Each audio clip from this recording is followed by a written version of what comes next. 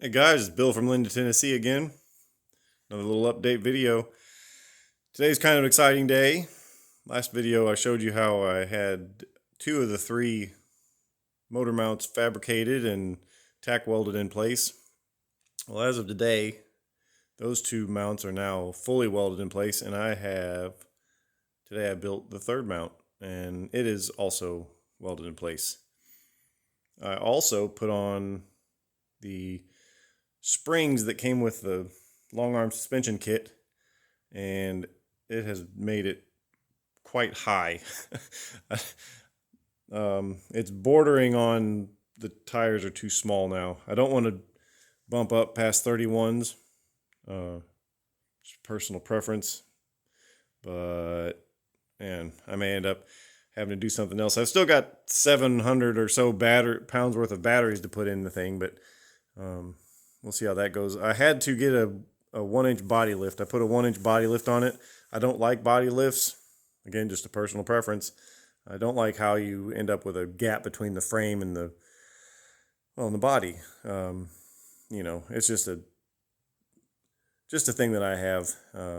Most people wouldn't notice, and the rest of them don't care. But anyway, so it's got a 1-inch body lift on it. I needed that to make clearance for parts of the motor that my mock-up motor that I made up didn't have, and I didn't know that those parts stuck out of the actual motor until I actually put it up there, and yeah, had to put a 1-inch lift on it. Anywho, but that's okay. Certainly not the end of the world. Could be worse. All right, so let's take you underneath and see how it looks.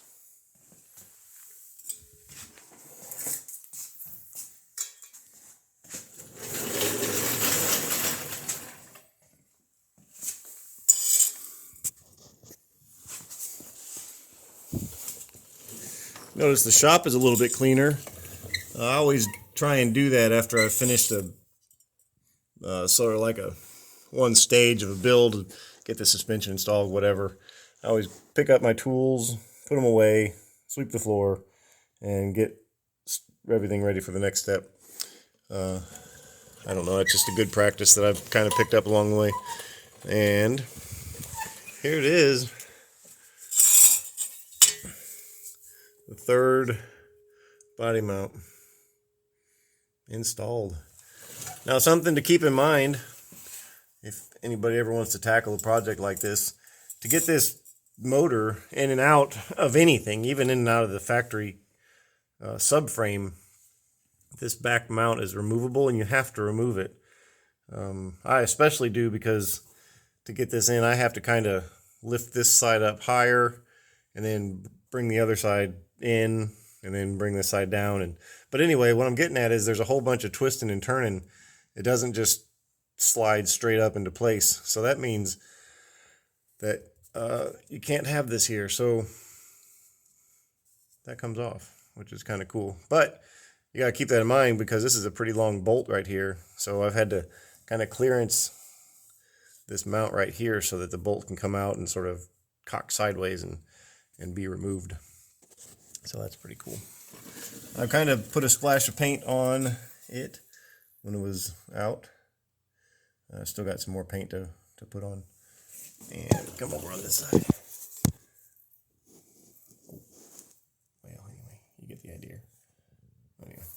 So yeah, so that's pretty exciting. It's kind of a little milestone. There are several milestones, I think, when you're doing a build. Buying the donor car is one of them.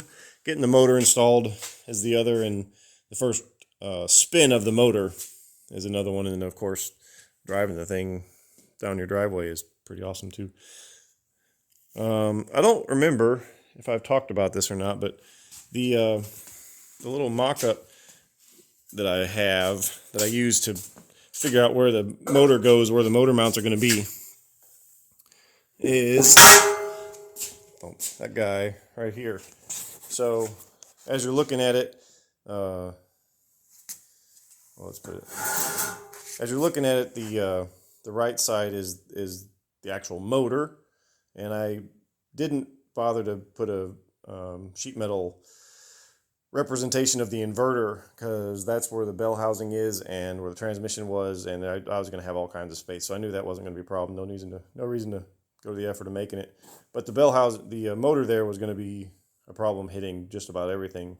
So I made that, and the way that I made that guy is, so I had the motor drive unit sitting on the floor, and I made this here. Oh, and what this is, if you turn this over, that sat on the motor just like that. So those little brackets that I made to fit on the motor, and then flipped it upside down. Then I came in, and I had a buddy with a lathe. He spun me up some bushings for the 3 mounting brackets, and see if I can get this in here one-handed. Probably not. He spun up some brackets for me for the mounting bushings, and well, anyway, it kind of goes in there like that, but I can't do it one-handed. So, yes, I can. Come on now. Hold, please. I'm going to set you down for a second. What am I going to do with you? Hold on.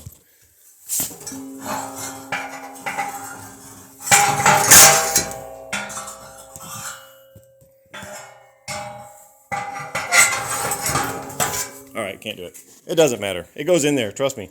So, and then that is the motor sitting in the mounts from the frame that I got from the actual drive unit.